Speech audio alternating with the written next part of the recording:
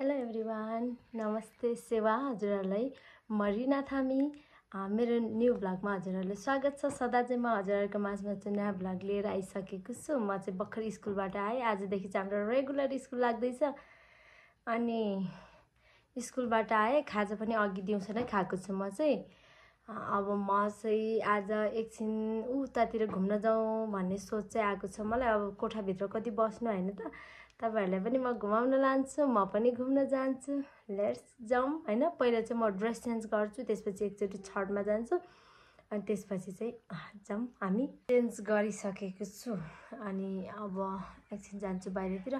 छठमा जानुपर्ने छ। अहिले चाहिँ घाम लाग्यो, दिनभरि पानी पर्यो नि त, त्यही भएर मेरो लुगाहरू चाहिँ मैले सुकाउनलाई माथि राखेको थिएँ अनि पानीमा अब के सुकाउनु बाहिरतिर। अब म चाहिँ माथि गएर लुगा सुकाउनु पर्यो। अब रात पर्यो, लुगा सुकाउनु पर्यो, फेरि घाम पनि गइसक्यो, फेरि लुगा सुकाएन भने अब त्यो गनाउँछ नि त लुगाहरू सुकाएन भने। अहिले बर्खा लागिसक्यो, बर्खाको लुगा, त्यही भएर म लुगा सुकाउन जान्छु। मेरो वाइफाई चाहिँ यहीँ आएर बसेको छ नि त, मेरो छेउमा वाइफाई चाहिँ यहाँ छ। आज चाहिँ मेरो वाइफाई चाहिँ बिहान चाहिँ के थियो भने डाक्टर यहाँ थियो अनि आज चाहिँ जीवनदाले यहाँ राखिदिनु भयो। के भयो भनेखेरि मेरोमा चाहिँ ब्याकअपवाला छ क्या, त्यहाँ लाइट जाँदा पनि लाइट जहिले पनि बलिरहेको छ नि त, त्यही भएर चाहिँ अनि दाइले यतापट्टि वाइफाई के अरे राउटर जोइन गर्यो भने अनि 24 घन्टा वाइफाई चल्छ भन्नुभयो।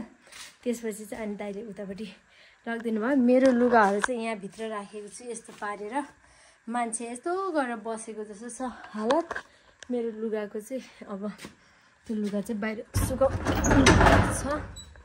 मेरो लुगा चाहिँ हिजोदेखि यतिकै थियो नि त, त्यही भएर झन्डै झन्डै गनाइसकेको छ लुगा चाहिँ अनि हतार हतार सुकाइहालेँ। अब बेलुकासम्म यदि पानी परेन भने त ठिकै हुन्छ नि त।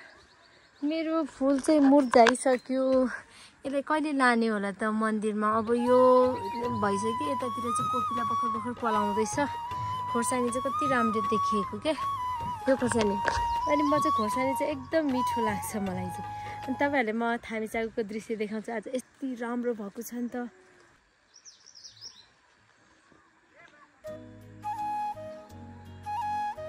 वाउ,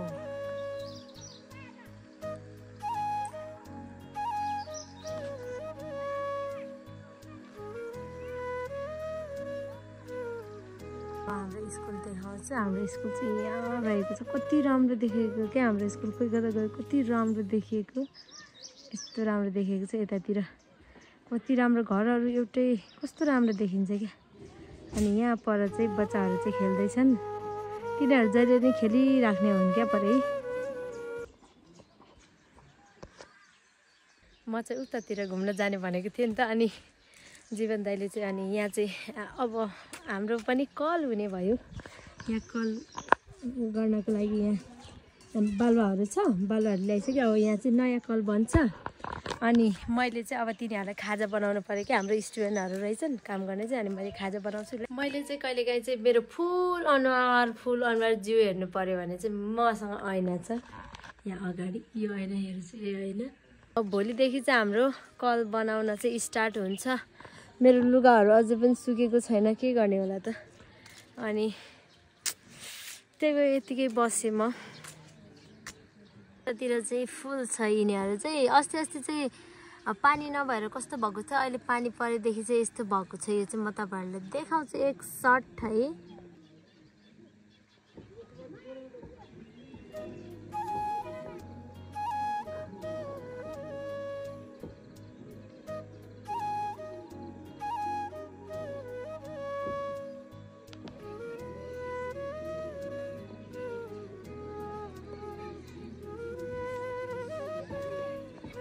आजको दिन यस्तै नै भयो। मेरो छोटो मिठो ब्लग चाहिँ हजुरहरूमा म चाहिँ सेयर गर्छु। मैले चाहिँ अब यो ब्लगहरू एडिट गरेर पोस्ट गर्छु। सबैजनाले मेरो ब्लग चाहिँ हेरिदिनु होला। अब हिजोमा त त्यो किन रिमुभ गर्यो होइन त मेरो युट्युब च्यानलले चाहिँ, युट्युबले चाहिँ मेरो भिडियोहरू रिमुभ गर्यो। अब त्यो किन गर्यो थाहा भएन, तर आइन्दा चाहिँ अब त्यसो गर्नु हुँदैन रहेछ भन्ने कुरा चाहिँ मलाई ज्ञात भयो। त्यही भएर अब चाहिँ आजको लागि चाहिँ यति नै भिडियो भयो।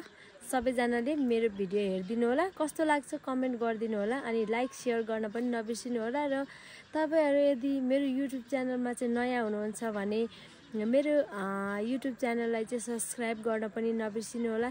यति भन्दै आजको लागि म बिदा हुन चाहन्छु। भोलि अर्को न्यू भ्लग न्यू डे को साथमा चाहिँ म हजुरहरुको माझमा उपस्थित हुने बाचाको साथ तपाईहरु समक्ष बिदा हुन चाहन्छु साथीहरु। बाइ।